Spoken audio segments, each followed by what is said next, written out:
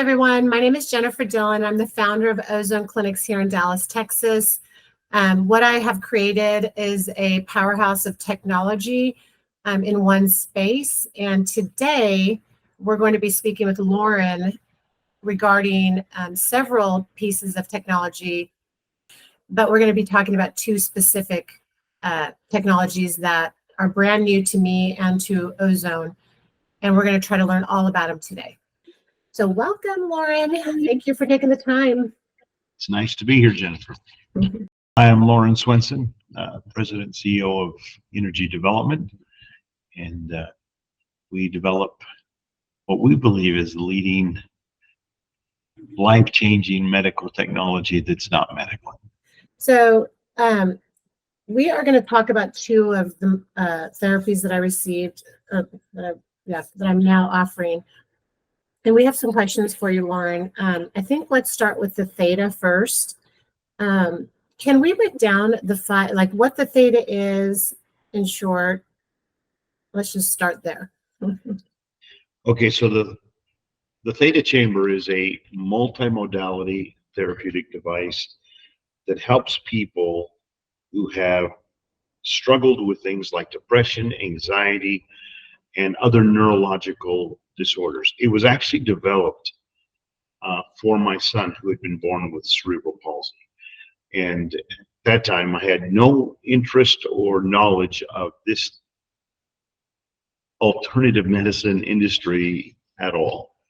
I was an entertainer in Las Vegas back in the 80s, and we adopted Michael, who had cerebral palsy. He was 9 months old. And as he got to about 4 years old, his cerebral palsy became very evident. His arms and legs, he didn't have the control over. We knew that within a very short period of time, he'd be in a wheelchair. So my wife and I, started looking at all the modalities and therapies out there to help him have a better quality of life. And it led us literally to Mexico, Germany, Korea, Japan, and Scotland. And we met people who were doing just phenomenal things that we'd never heard about here in the US. And that's where these modalities came from. So I'll kind of go down those. But to jump to the end with Michael, Michael's now 41. He has no signs of CP. He was mainstreamed into normal school within a year. And Michael has led a fairly normal life his entire life. Anyway, so back to the theta chamber. The first modality I became aware of was vestibular stimulation, dealing with the inner ear through motion. And the theta chamber, as you know, spins. And the spinning is what stimulates the vestibular canals, and that fluid moves in. As it moves around in those canals, it stimulates the little follicles and lets the body know where its balance is. But it also controls and has a great deal of benefit and control over our motor skills, both fine and gross, and our cognitive IQ skills. Dr.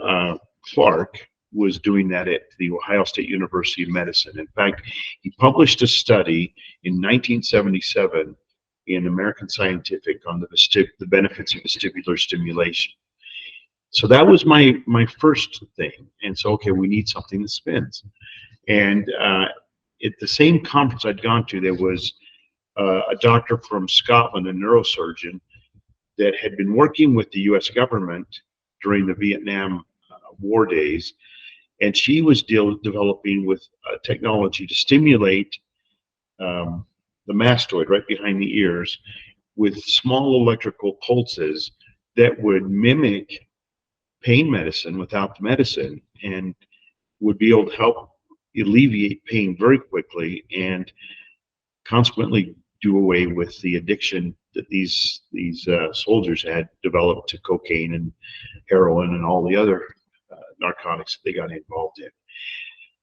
Dr. Martha Patterson's work, she went on and she literally followed the FDA for 30 years, trying to get her little black box, is what she referred to it, that just literally spoke small pulses to the brain to get it approved, and she could never get it approved. And another company here in the US, Alpastan, has had very similar results with the FDA not being able to get it approved anything other than just like basically a TENS device. But she was able to reprogram parts of the brain that had either been damaged through drug addiction or through some type of an accident. She could reprogram new neural pathways around the ones that were damaged or broken. So that was the second modality. The third was Dr. Persinger up at Laurentian University in Toronto, Canada. And he'd been developing, and his had nothing to do with medical per se. It was all about stimulating the brain to have an out-of-body experience without having to die. And he was stimulating the brain with light, sound, and little magnetic pulses on the brain. And his studies are published as well. And that fascinated me because he was able to open up areas of the brain that we don't normally use. And the students that went through his experimentation commented that they had better cognitive skills, they had better memory, they had less anxiety. And so I thought, these are good things. So that was the next one that came in. Then we added things like music therapy, vibration therapy, magnetic therapy to help circulation. So the theta chamber is a combination of all of these modalities. What we did is we took each one of these modalities and we synchronized them to where they work in synergistic form with each other. Then in the beginning, we actually had the client in the theta chamber hooked up to a EEG system where we could actually monitor the brain. And what we needed to do first and foremost was to get the client's brain activity to drop into theta.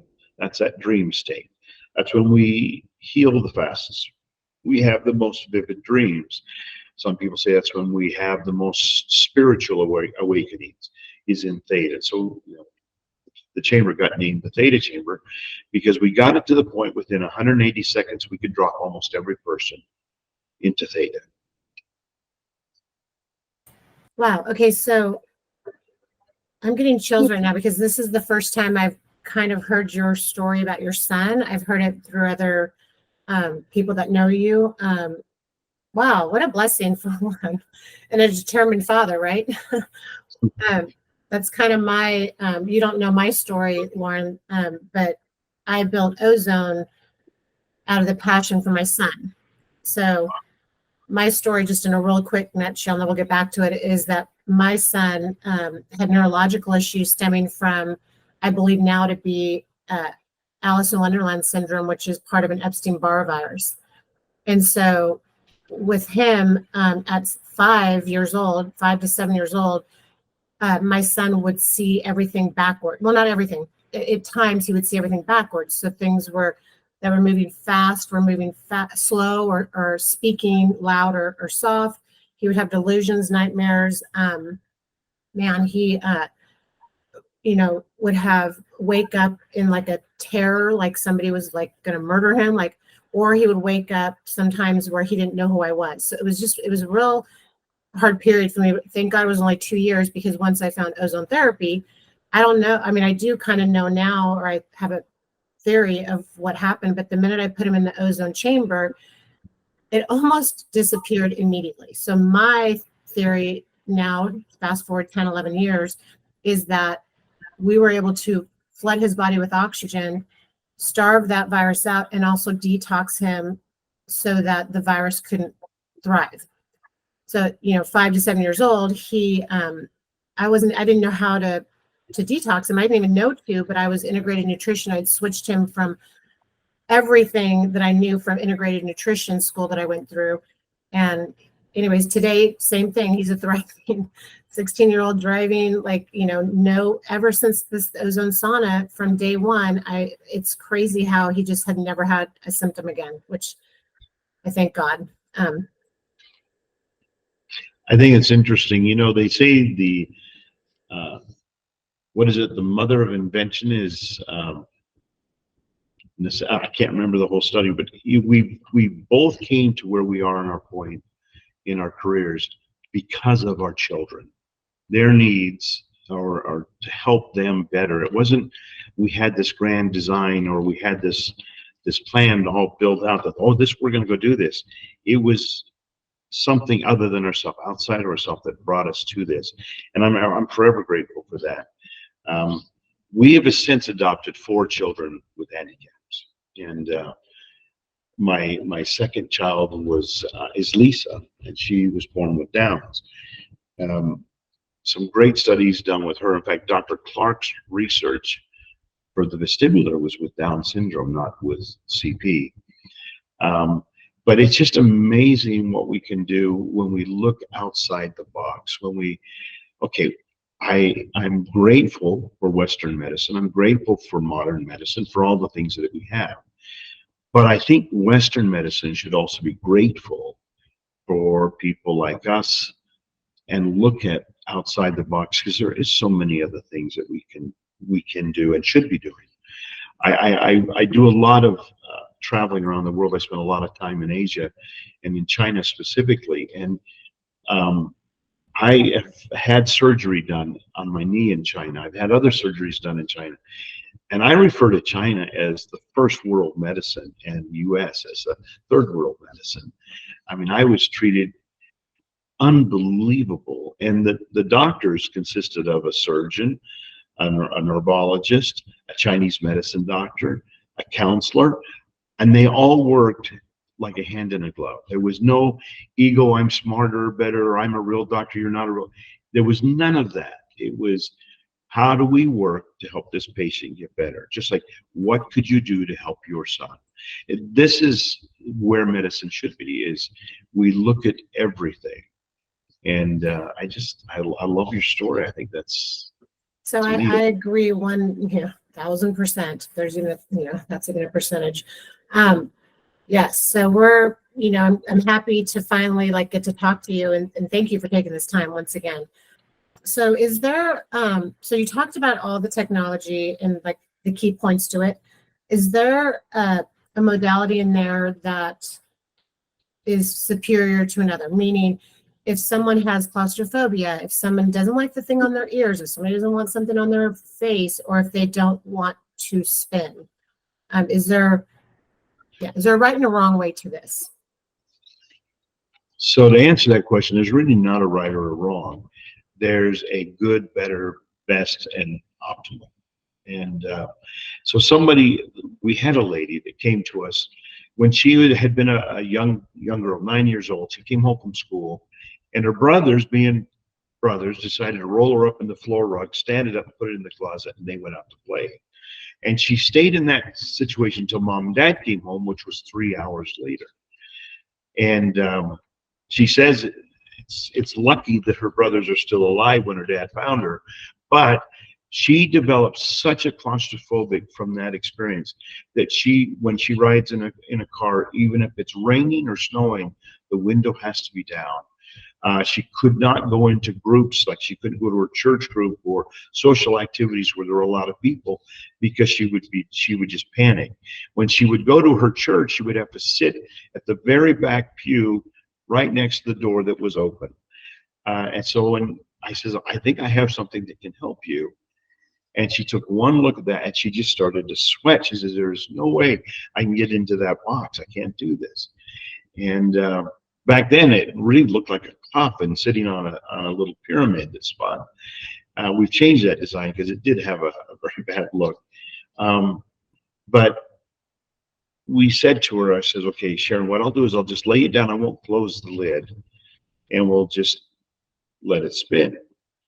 And so she agreed, and she laid down, and we didn't close it, and she spun, but she got dizzy. The whole purpose for the lid is to prevent the air going over your body to tell you that you're moving so that you get dizzy. And so we tried putting a blanket over her, and that helped. But on the third or fourth session, as it was spinning, and she'd become more relaxed and comfortable, I reached up and just let the lid close. And she never knew that it closed. She finished the session. Of course, I opened it before we took the goggles off. And about halfway through, so about 12 or 13 sessions through, I told her I'd been closing the lid.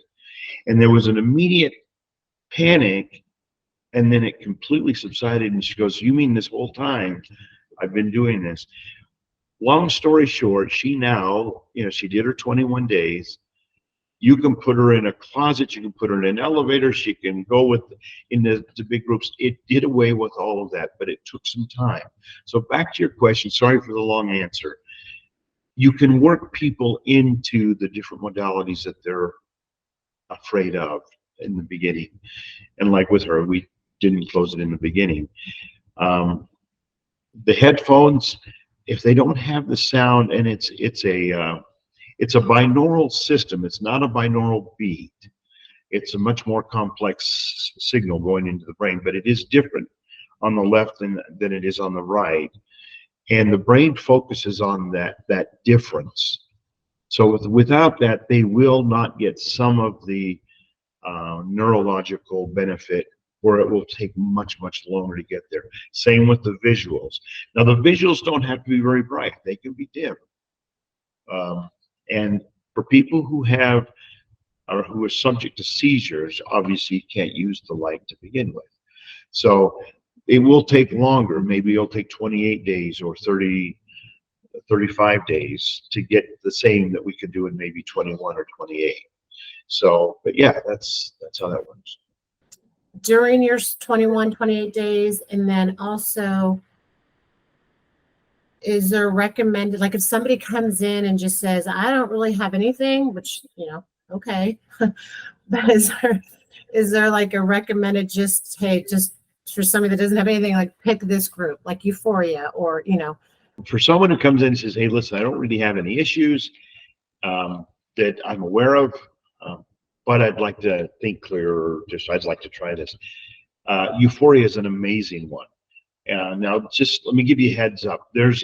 When you get into the chamber, there's 3 minutes of what we call bring down, and then 3 minutes of bring back. Okay, so we drop you down into theta from your beta, because you're in beta when you get in. We need to bring you down to theta. We hold you in theta for 24 minutes. Okay, solid.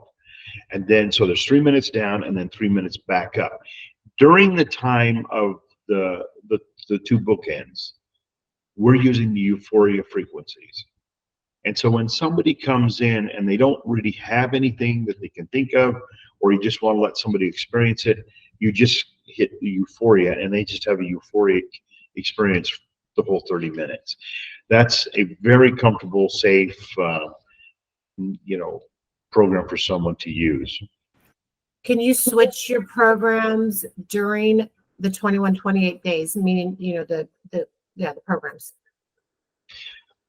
So yes, you can. You can modify the program. So you're able to select up to 3. That doesn't mean you have to select 3.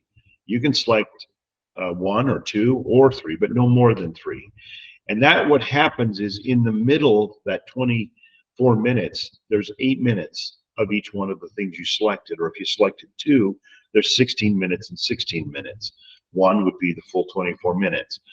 And so we'll generally, unless someone's come to us, so let's say that you have somebody that comes to you and they're dealing with an addiction, and it doesn't matter if it's a chemical addiction, shopping addiction, gaming addiction, sexual addiction, cocaine, it doesn't matter. The addiction is still going to be a 21 to 28 day process in the brain. But we'll have them look at that screen and say, okay, what would you say your main issue is? And then if you had to pick 2 sidecars along that, what would they be? And we let them have that interaction, because now they're starting to own what they're there for. And so you can look at addictions, you can look at physical, you can look at the emotional. And having that little interaction, we didn't used to do that, but in the last 12 or 15 years that we started doing that, it just made a big difference, because people started to take an ownership for what they were trying to do. So I guess it'd be kind of safe to say, listen, if you're working on an addiction, you might want to stick with that program, but everything else can change throughout. Yes. Okay. Yes. And so when you think about this, people don't just wake up one morning and say, I'm going to go out and get addicted to something. That doesn't happen. What happens is there's usually an event in their life that brought about some type of a trauma that led to depression, that could lead to whatever, or they had an accident and they got addicted to the pain medication. There's something that got there. So there's always underlying causes behind what they're trying to work on. And sometimes those are more important than the actual addiction. I just had some patients ask me or clients ask me, in the short, I kind of already know the answers maybe, but like, preparing yourself for the theta. I mean, I think it's smart to make sure you're ready to work on the things that you're working on. But does it matter? Like, if somebody just like, because I've had people like, oh, my son needs this, or like my son needs it, but he doesn't want to do it. And, I put him in there one time and he's fidgeting and he's got his phone. And I guess one time he even used his phone. And I'm like, how did you do that and not get dizzy? Like, it's just like, what? Is it mandatory that somebody like is receptive towards it, at least at the very least? Okay, so that is a really good question and a deep one. If somebody is, let's say the parent is bringing a child in, an adolescent that's got some issues, and they don't want to be a part of this, you are going to have less than a 50% chance of swaying that individual, that child, to say, yeah, I'm going to do this. Oh, he'll do it because he's being forced to. We've had people that have come to us that the court demanded that they go through the program or they go to jail. And we've run back to the court saying we won't accept this claim. And the reason we do that is two reasons. One, I don't want to fight with the individual, number one. Number two, I don't want that attitude in my clinic. And I guess the third reason is I don't want the failure rate. Because if they're coming in and they don't want to be, I don't want to waste my time and energy.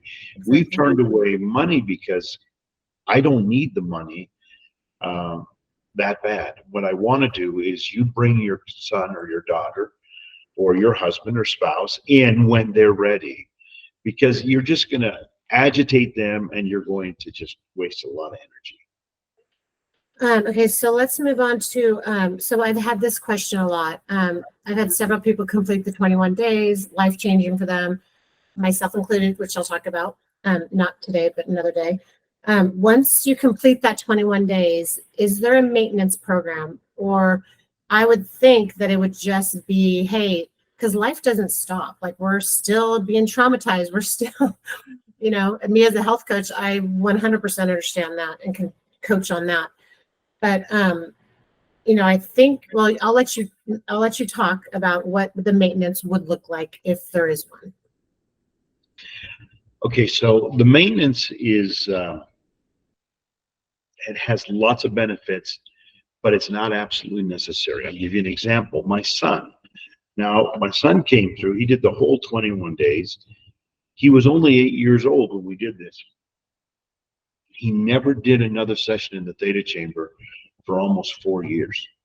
And it wasn't because his CP came back. It wasn't because of any other things. He just came in one day and said, Dad, I'm having a hard time focusing. Can I get in the chamber? And so we have found that if you're going in for a specific thing like an addiction or in his case, a neurological disconnect, once those new neural pathways have been formed and solidified, they were able to maintain. Now, my son has since done a full 21 days again. He just did that, I think, 5 years ago. And he's a second degree black belt now. And he did it just so he'd have better coordination in those skills. So it wasn't really a maintenance. It was something he enjoyed, and he recognized the value of it. And it's going to be the same with you. You're going to have times and clients will come and say, I feel great. I feel wonderful. I feel better than I've ever felt. But like you said, life goes on, and there will be things that happen that kind of trigger some of the bad stuff. And when that happens, that's time to say, hey, I'm going to go do a couple days in the chamber. I love that. So would you, this is a really powerful statement, and don't answer it if you don't want, but do you think it's permanent? I think some things are permanent. Like with my son's CP, he's had absolutely no return of the CP. So for in that aspect, it was permanent. Was his emotions and sometimes his bouts with depression, when things didn't go well with the relationship or whatever, those things are always going to be there. And so he recognized that, hey, these things would be helpful, and I'm going to go ahead and do this. But yes, some of the neural pathways, unless they're redamaged again, or you get back on an addiction again, they're pretty much permanent. Wow, that's actually incredible, honestly. Okay. We'll try to wrap this up because I want to really move on to the Zippus. But is there any days that you can miss? So I missed 2 days in my program because I went to that biohacking thing in Miami. So can you just talk about that really quick? Okay. If you're dealing with an addiction or a neurological disorder, you can't afford to have a missed day in the first 21. The way Dr. Clark explained it when he was doing the study with the Down syndrome babies, if they missed a day, let's say they made it 11 days, they missed the 12th day or the 13th day, they literally had to start over on another 21-day program because the neural pathways had not had enough strength to be carrying on their own. And with situations that are not that type of a thing, yeah, you can miss a day here, you can miss a day there and not have to start over.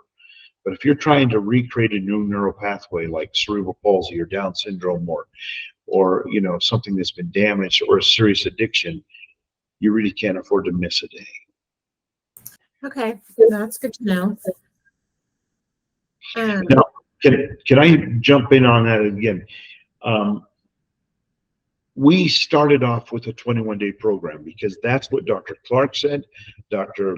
Persinger said, and also what NASA had developed. In order to develop a new habit, it took 21 consecutive uninterrupted days of whatever that treatment or therapy or exercise was. About 10 years ago, we had a young man come to our clinic who was battling pornography, and it's something he did not want. He was struggling with it, and everything he had done to overcome, he couldn't overcome it. He came to the program, he did the 21 days, and at the end of 21 days, he comes into my office, he says, I think I'm almost there. Do you mind if I do another week? And he extended one more week. And so at the end of 28 days, he came in and he says, I am absolutely, in his words, cured of this addiction. He has gone on now and he's married and children and all this. And we've kept in touch. And he says it was the best thing that ever happened to his life. He's not only did I get over that addiction, I was able to cope with things that would have led me down that road in ways that are just unmanageable. And I believe, now there's no scientific evidence behind this, but my theory is in the 70s and 80s, we didn't have personal computers, we didn't have smartphones, we didn't have any of these things. In fact, in the 70s, we had 3 TV channels, and then HBO had come out. Now, in other words, now we got thousands of TV channels. We've all got devices. There is so much visual stimulation going in the brain. I believe that we have awakened more parts of our brain that we did not have that stimulus to before. And now these things that would have taken 21 days maybe take 28 or 35 days because of the amount of stimulation we're always giving. I hope that answers that. Yes, that's wow. So you just said maybe it's a positive thing that we have all this now. Did you just say that? In a way, it is positive because we're awakening. Look at the things that we're accomplishing as individuals and as humanity that we would have had no idea of even how to conceive those things 50 years ago. And so I think we're evolving, but with that evolution, it's going to take more of different types of things to get the brain to stay that way. I love that. I do. I really love that. That's pretty awesome. And it makes sense. I know I don't know what the percentage of our human brains work out, but we're being suppressed, right? But at the same time, we're being stimulated. So it's kind of a mess, right? I mean, so this theta is, I think it will be life-changing for a lot of people. I personally will say that it was life-changing for me. So thank you. That's awesome. I Yeah. mean, we developed it out of a need for a child. It has grown into an industry that is carrying on its own. And to hear stories like yours and literally thousands of other people that have gone through it in the last 40 years, that's what makes it good to get up in the morning. Yeah, you just said 40 years. That's awesome. So we've been studying this for 40 years. Developed the first theta chamber in 1986. So how many years is that? It's pretty close to 40. Oh, this is good, because this is going to lead me to my probably final question for you. I know I don't know David Asbury. I know of David Asbury. He's a biohacker, one of the biggest in the world, I do believe. He has this program. It's called 40 Years of Zen. I have had friends that have been through the program, so I kind of am aware of his program, and I do believe it's a 5-day, I think, program. And I think 7 days. Okay. And I think that, just correct me if I'm wrong, but the treatment that he uses the technology that you created, I think, correct me if I'm wrong, and they utilize that several times a day for 7 days. And it works on alpha instead of theta. So I'm going to let you take it from there, because I think you know where I'm trying to get with this. We built the chamber, the pod that they get into for him. His technology and technique, and you hit on it. He works on the alpha part of the brain, and we work on the theta. Both important, both totally different approaches in the brain. So his technology, what he's doing while they're in the pod, that's completely his. I didn't develop that. I only created the pod that he could do it in. And he's done some amazing things. He's owned some of our equipment. So I'll just leave it at that. He's got a great program. It works on the alpha part of the brain. The theta works 100% on the theta. Okay. Well, thank you for that correction. Like I said, I'm kind of don't know all the answers. That's why I'm asking. So thank you for clarifying that. Yeah, my girlfriend, I've had a few friends go through his program, and they loved it. So I'm just hoping that the theta can be something that I can, offer to those.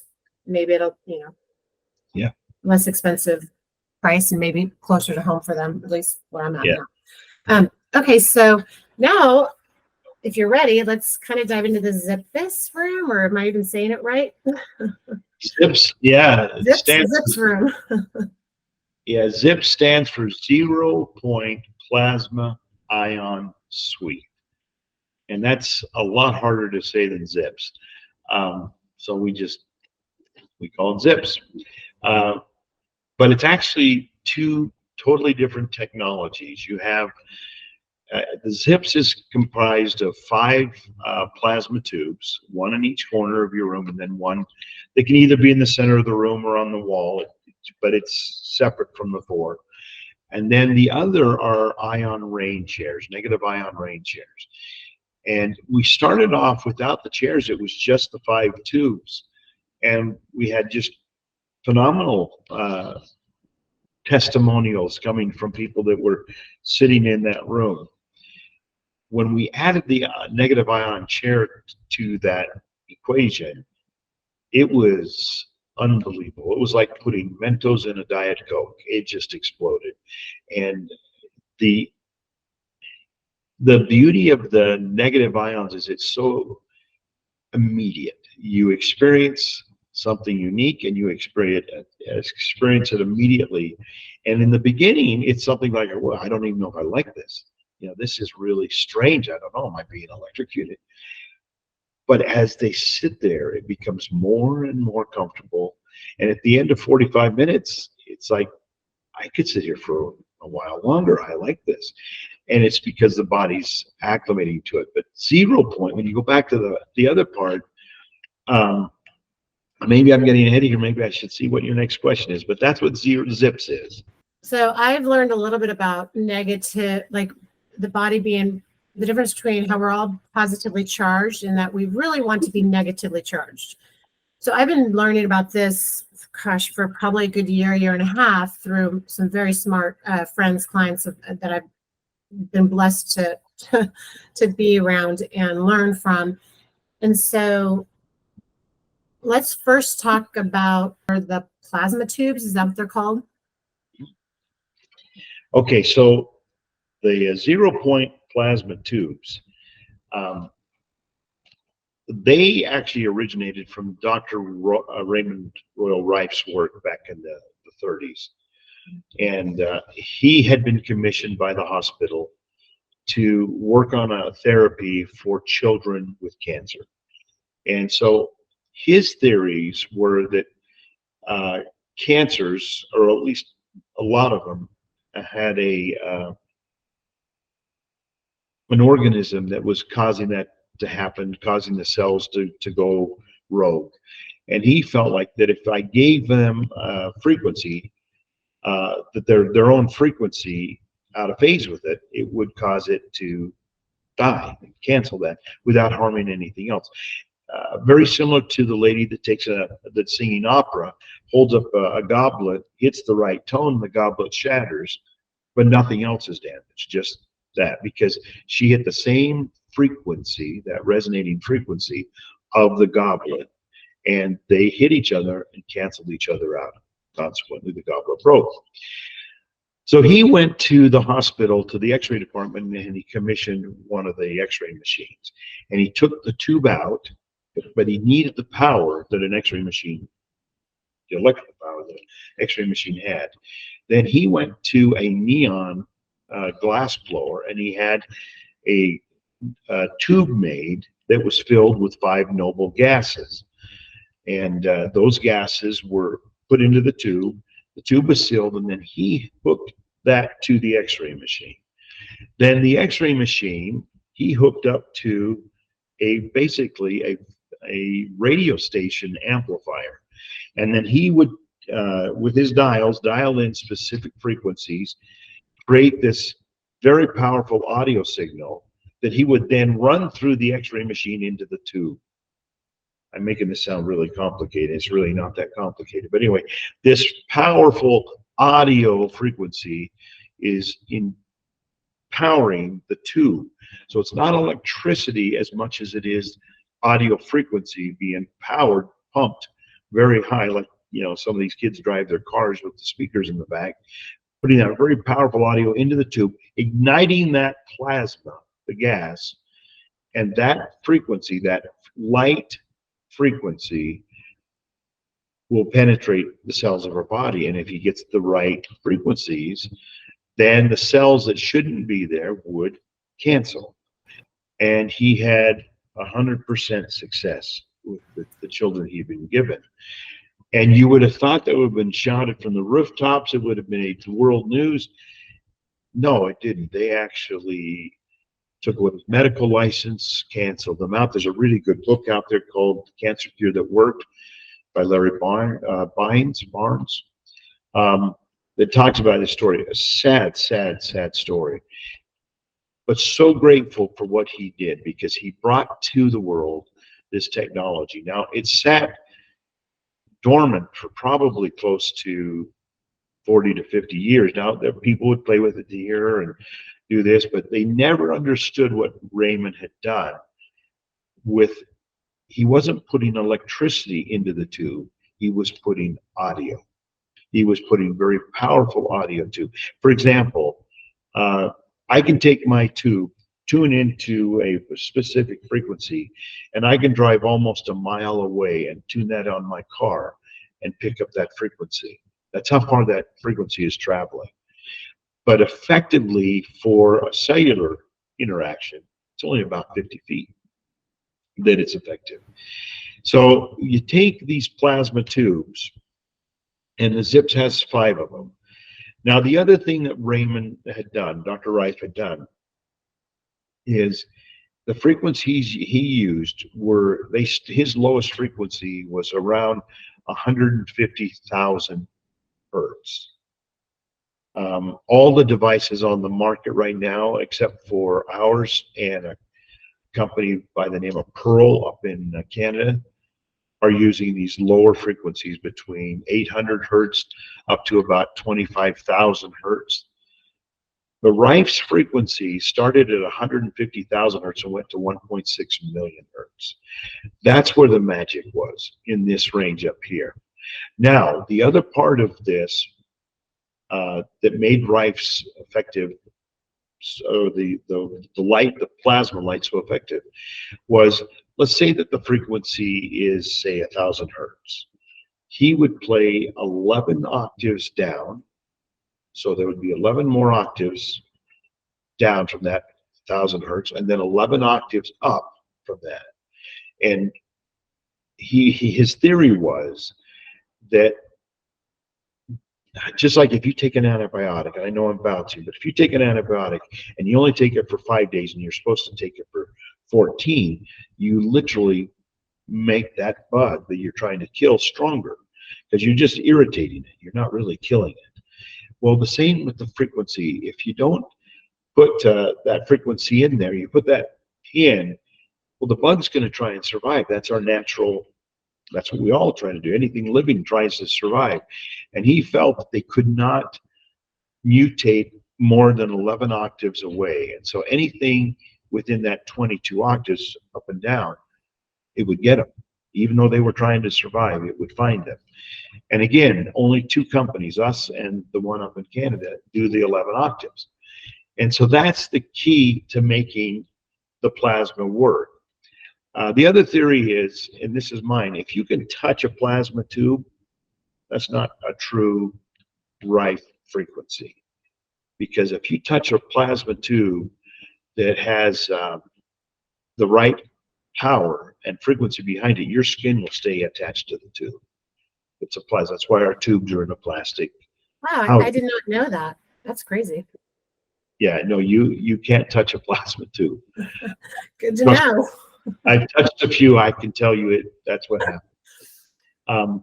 But that's the power that it needs. And so what we did with the zips is we put the main tube in the center, and that's playing the high frequencies all the way up to 1.6 million hertz. And he only had 14 or 15 frequencies, depending on how you believe. And he found that they only needed 150 seconds exposure to the cell in order for the cell to die. So we play each one of those frequencies for 3 minutes instead of 150 seconds. So 180 seconds is what we do. And it just rotates through those. So it's just, you don't have to mess with anything. We know that in 45 minutes, you're going to get all of those frequencies. So if there was any of those in your system, they're going to be affected in a good way for you. The 4 tubes in the corner, they're in pairs. You have 2 tubes in the far corners, kitty corner to each other. They're playing the lower harmonics, but out of phase with each other. So when those hit, it's the same frequency, but one started halfway after the other one did. And so when they hit each other, they create a standing wave. And it just sits there. It's like a wall of frequency. And the other 2 tubes are doing the same thing, but with a different frequency. So in that period of time, you're getting the main frequency from the center tube in the high hertz, and then you're getting its opposing, not opposing, its octaves being played out the other way through the 4 tubes. And so you create the standing wave, 0 points, what they call it. But it's basically just creating 2 walls of energy and then another one that's just emanating through the room. It's powerful. We had a gentleman come to us. He had kidney cancer. He was on dialysis. He had just completed his 2nd round of chemo. And they basically told him, listen, there's nothing more that we can do for you. We can't give you any more chemo. We can't do any more for you. I don't know if you got 2 weeks or 2 years, but this is going to eventually take you. And so you got our blessing, do whatever you want. And he was referred to our clinic. And he came in, and on his 4th day in the zips room, his kidneys started working. So I can't tell you why or how. Yeah. That was when we knew we actually had something powerful. Wow, I really just got chills. Okay. So let's get back to really quick the frequencies. So would it be safe to say that our bodies, like let's go back to like Adam and Eve days, or maybe way back when we didn't have all this going on, right? Do you know the frequency that our body is supposed to be at? And do you know what the average frequency of a human being walking around like in New York City? That's a I don't have those answers. You might. I don't. Okay. I can tell you that we're not in harmony with the planet that we're walking on, and we're not in harmony with the frequencies around us. It's evident by our lifestyle. But we do know that there's a safe frequency to be in all the time. Right. So, you know what's interesting is these bodies that we walk around in, and this brain that we have up here, pretty amazing. I mean, it knows when it's in balance. It knows when it's not, and it will gravitate to those frequencies. We've all experienced when you've walked into a club and the music is playing, and it's a music that you just don't resonate with, and it's like, I got to get out of here. Or you'll walk into a restaurant when the music is just wonderful and peaceful, and you could just sit and be there all day. Or you'll be driving down the car and a song will come on and it will take you immediately back to your first date or your first kiss. Or the converse is something that happened that was very traumatic. We know that frequencies absolutely control and affect every living organism in us, in the plants, in the animals. Well, that's scientifically proved as well, correct? It most certainly is, yes. Yeah. Okay, so you already kind of touched on it. This is working on a cellular level, and I guess it could be working on both the cellular and the physical, right? Mm-hmm. It's kind of a weird question too, because what's physical? I mean, it's outside, but I think physical would be more performance for me. Frequency is working on every aspect: emotional, physical, spiritual, all three of those things. We know that frequency affects water. We've seen that. Dr. Emoto's work with freezing water and just putting words on it, which carry a frequency. We know that frequency affects everything. Look at the moon. Every time there's a full moon, the tides are changed. It affects women. It affects you ask a hospital, when is the worst and the craziest time of the hospital? During the full moon. Yeah, I was going to say parasites, but I'm not going to go there right now. Okay, so maybe we should get into, because I have so many questions, but I have questions for the combination of the room that you put together. So let's talk about ionic rain. Okay. So I'm just going to give you here. I don't know, I'm going to ask you questions because I think you'll be able to just explain it. Okay, so the ionic rain this is a technology that actually started in Germany, and it was amazing. I actually saw it at a medical convention in Guangzhou, China. But you hit on it a minute ago. We are positively charged where we live in a city. We are so positively overcharged that we are basically, if we were a bumper, we would be full of rust with so much oxidation in our system because of the positive ions. The negative ions is what we need, and we need a higher balance of negative ions than we do positive. And so to put that into perspective, if you were to walk out into a parking lot in a city, you would be lucky if you were swimming in maybe 200 negative ions around you, mostly positive. If I was to then go from there to the beach, that would jump up to about 2,500 ions, negative ions around the beach. And then even a little bit higher if I actually got into the water a little bit. If I went into nature and I went into where there's a waterfall, and I stood right next to this big waterfall, and I'm deep inside nature, I could see maybe 10,000 to 12,000 negative ions around me. The negative ion chair has a head unit that is over our head that is generating 900,000 constant flow of negative ions.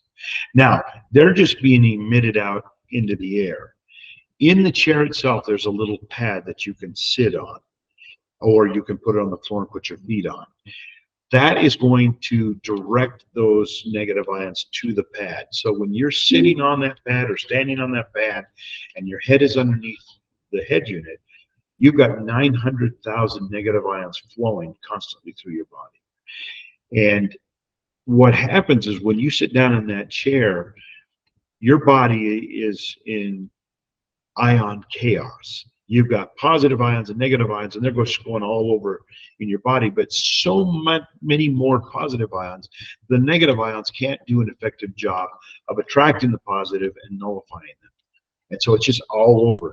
The minute you turn on that chair, you immediately shock a little bit, and that's the ions, positive, negative, separating, immediately going to their respective corners. And then all of a sudden, the negative ions can see those positive ions and start taking them out. And within 45 minutes, you've brought the ionic balance back to the body. Now, if you sit there for more than 45 minutes, it takes it too far. And so you have to stop at 45 minutes. There is such a thing as too much of a good thing as too much. And so 45 minutes is all the body needs to get back into balance. Now, within a couple hours, you go back and sit in the chair again because you're back out there swimming in the sea of positive ions. But at a time, only 45 minutes.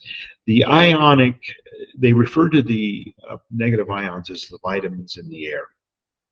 And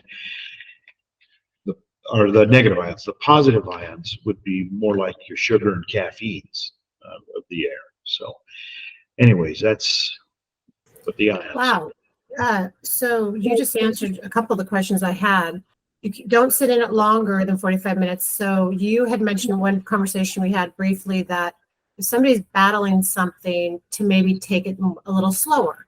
So is there an exact science, or is it just how the body feels? Like, should somebody say dealing with, Okay. do we ease them into that?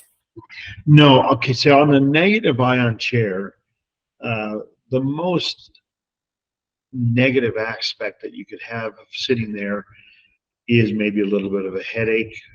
One thing that is absolutely critical and would make sure that you never got a headache is proper hydration, and especially with some electrolytes.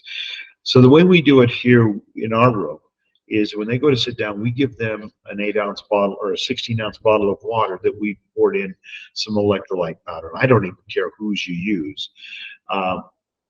You even put in some sea salt or whatever. But you need some electrolytes in that water, and we have them drink that while they're sitting there. Since we started implementing that, we haven't had anybody have any negative reactions sitting the 45 minutes. Now, let's say that you have somebody with a physical challenge. They can only do 45 minutes in the chair, but they can turn that off, and they could stay another hour or two in the room and being exposed to the zips. They don't have to have the rain chair on the whole time. Now, in the room, you can get a little bit of a Hertz effect if you are killing off more than your body can actually process at that time. So it's always good, I think, start slower, work your way up, work your way in, and get there. But in the negative ion chair, 45 minutes. In the room, no more than 2 hours. Give yourself a break. Confession: I've used my Zippus now since Saturday every day for 45 minutes. Good for you. I feel great. Awesome. So basically, you just nailed it. I mean, how often it is safe to do every day. We want to cap it at 45 minutes. They can come back 2 times a day if they feel like they have the time or need it. Correct? So in the negative ion chair, 45 minutes, and they can do that twice a day if they want to come back a few hours later. In the ZIPS room itself, without the ion on over them, um, 2, 3 hours. I've had people stay longer. You get to a point to where you hit a saturation point. It's almost better to just walk out, breathe, drink, eat, do some other things, and then come back. There's other devices out there that put energy into the room, and they'll have you sleeping and all that stuff. First of all, I don't want to have to ever be dependent on having to sleep in a certain room all my life. And I think you get to a point where the body needs that change. So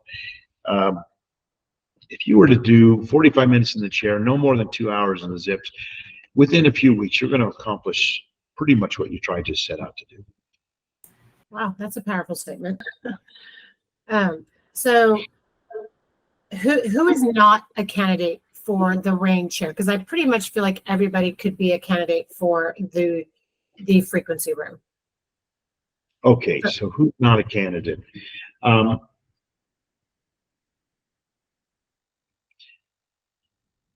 To be safe, you should say anybody with a pacemaker, an internal insulin pump, or a defibrillator should get a waiver from their doctor first. Or if they're in the early weeks of pregnancy, get a waiver. However, we have had all of those. One guy had both or 3 of the machines in his body. He obviously wasn't pregnant, but he had the 3 machines in. He had absolutely no problem. We told him, please don't sit down in the chair. Don't do that till we come back with your waiver. And he sat down in the chair, turned it on, and says, if I start to flop around, pull me out of the chair. It was very cavalier, but we learned something. It wasn't something we wanted him to do, but he did it anyway. He is doing so much better. He got out of that after 45 minutes, says, I feel better. In fact, it happened at the same day I met with you over in Vegas. He was one of the people that came over to the booth. Anyway, my point is, he bought a chair for his own home. It was that dramatic for what it did for him. We've also had a few women that were pregnant, didn't realize they were pregnant at the time, and there's been no negative.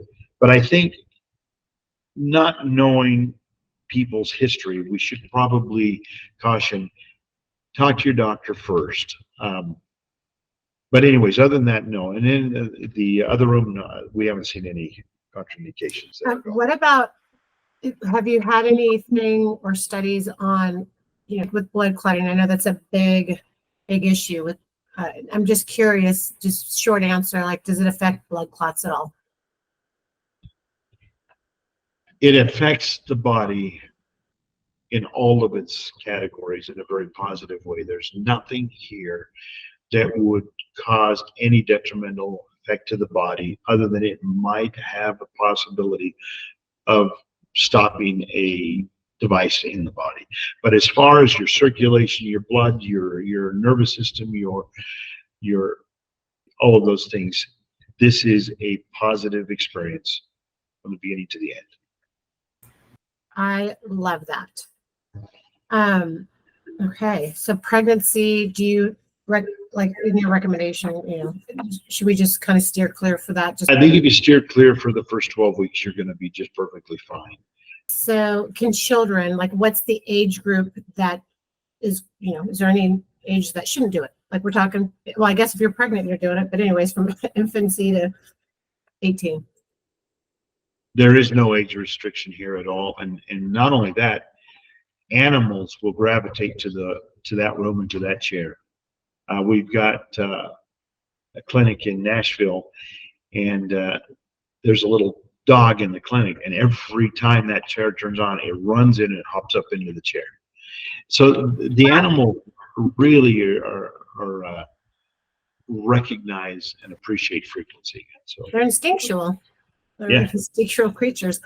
That's so interesting. So I could put my German Shepherd on there and turn the rain on for 45 minutes. Yeah, maybe I can stop his barking. That'd be nice. I think you just basically, you need to listen to your body. right? And just do what you feel, yeah, right? Test it out and make sure that, yeah. If they go into the room with 16 ounces of water and they drink it through that 45 minutes, they're likely to not have any adverse reaction at all, then or even later. Okay, that's awesome. I have not been doing that, so I'm going to start today. This has been so amazing. Like, thank you. I mean, I bought this technology kind of blindly.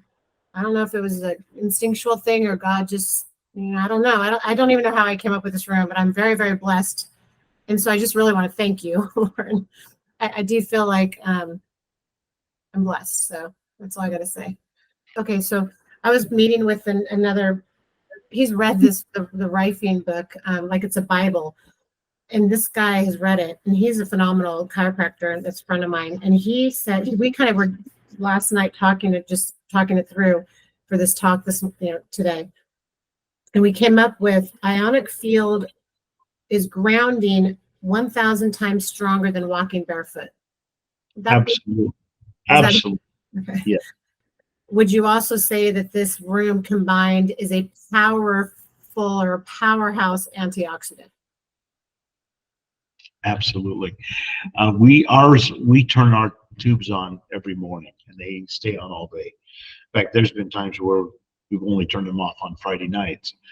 And when the chairs are being activated, when people are in there doing the chairs, you can feel that room 10 to 12 feet before you even get to the door. That energy is there, and people will go in and just stand there, just standing in the room, because the combination of the abundance of negative ions and the standing waves of energy, it just feels at home. It feels wonderful. And so it's right next to where we have a customer support center, and they'll get up on their breaks and they'll go down and stand right there in the room just because it just feels so good. You have not been to my space, and I can't wait for the day that you come to see what I've built. So we have all kinds of therapies. Like, I have been told over and over again that there's no place in the world like what I put together. So what therapies cannot be added to this room and what therapies can be? Now, I'll ask you specific ones, because I do have specific ones, if it's that simple. I know you said that the RF inner foot cleanse do not. Do the RF inner cleanse in the room, just not in the ionic chair at the same time. Perfect. So if they finish their 45 minutes, they want to do another 30 minutes on the foot detox, just turn off the ions, they're fine. Okay, that's clear. What about, I guess, the IVs you said are totally safe to do. It doesn't matter if it's a blood IV or if it's a vitamin IV. We have your IVs will flow faster. That's good. They will flow faster in that room, and especially if they're under the chair. Wow. Well, let me talk about that for 1 second. Not too long, but do you know what the EBO2 is? Yes, I know the EBO2, yes. Would it make sense to put somebody under that chair while they're doing the EBO2? Well, it sure wouldn't hurt. You've got to have somebody at the EBO2 all the time. Yes. They can't. Well, yeah, we have a physician that stays and monitors that patient the whole time. Oh, absolutely, absolutely. They'll do. So fine. Would that chair be effective outside of, the room? So would it make? Because I don't know that I could like put the treatment in that room, but can I just take the chair and put it in the EBO2 room? Absolutely, absolutely. In fact, I don't know if you do cosmetic stuff, but that head, we have estheticians and plastic surgeons that as soon as they're done with their facial or their surgery, they'll immediately put the head right over their head about 3 inches above their face and turn on for 45 minutes. So it comes at them this way? Yes. But it doesn't really matter? They're actually laying down and they just move it. See, the ones that you have right now are in that chair. We also make them where they're just a freestanding. Yeah. So you're saying that, but so I have had somebody ask, well, if they look up. Oh yeah. Well, you can recline in the chair and get that same thing. Does it become like, I would think that if it's just going through, that was another question, is why is it on the head? And then we came up with theories like maybe more blood vessels in the head, or we didn't know. We wanted it to go from the head of the body all the way down. Most people, their health issues are from the pelvic up. Yeah. But if you've got people with diabetic issues, neuropathy issues, circulation issues in their feet, then put the pad down on the floor, take their shoes off, put their feet on the pad. Now you're pulling it all the way through the body. So it's so you're saying that this could also be a targeted therapy without. Absolutely. Okay. Interesting. I did not know that. Wow. I just came up with a new way to do my ABO too. Thank you. Oh my gosh. Have you had anybody do that yet? No, not with EBO2. Okay, I'm gonna let you know. Wow. Gosh, I'm like blown away right now, to be honest. So, oh yeah, this is kind of important because I do have a patient that is probably the longest living, I do believe, in the world, kidney transplant. Wow. Yeah, so he's amazing, and I don't know, I don't know, his 80s maybe, I'm not sure, but the guy is a freaking firecracker. So let's talk about that just real quick. Like, is it going to boost the immune system up for this person so that that autoimmune suppressant is going to reject his kidney? It sure didn't affect the guy that at our place. Remember, we're not stimulating their immune system chemically. We're stimulating that by just getting the ionic exchange in the body back in balance. The body's doing its own balancing. So my experience, and we've only had the one individual, it caused his kidneys to start to function again. So I understand yours is different. Yours is a transplant. I can't see how it would affect the body. We're not suppressing or stimulating the immune system in any other way than the body would do it normally. Yeah. Or maybe as time goes on, you can help me figure that out. Answer those questions. Work on it together. Yeah. Oh, is there I guess it would just be a common sense to take a binder or something. I mean, if most of my patients already take binders, but is there a reason? Like, so I guess there would be, since it's a powerful antioxidant, it would be smart to like maybe suggest they take a binder. Does that Sure. make sense? Okay. Absolutely. We want to wrap this up. Man, Lauren, thank you so much. Your brother's coming to my night of learning. So he's going to be a big benefit. He loves your place. He loves you. He loves your place. He can't stop talking about it. I love your brother as well, and we connected right away. So that's awesome. Yeah. So okay, well, man, thank you again. I can't thank you enough. It's been an honor. I wish you the best. Yes, thank you, Lauren, so much. We'll talk soon.